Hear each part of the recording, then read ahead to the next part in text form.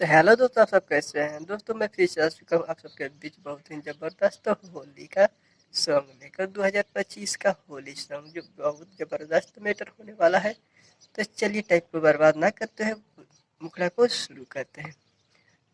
देवरा कलर न डाली सखी रे हमारा ढोढ़ी में। देवरा कलर न डाली सखी रे हमारा ढोढ़ी में।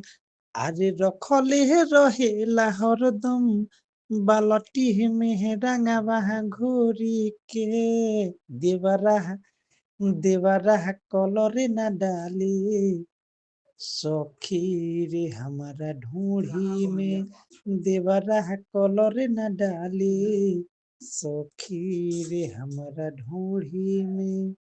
नया नचहर बानी नए बानी कनिया रंग बिना छछनीला हमरो जवनिया।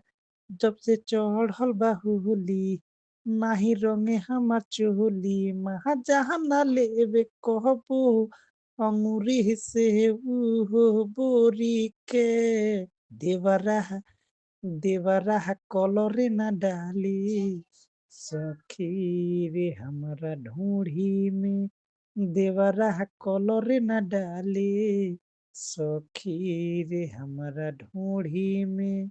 नारे नारे नारे पिया बाड़े न घरे फगुआ में सखी मने बहड़ी करे।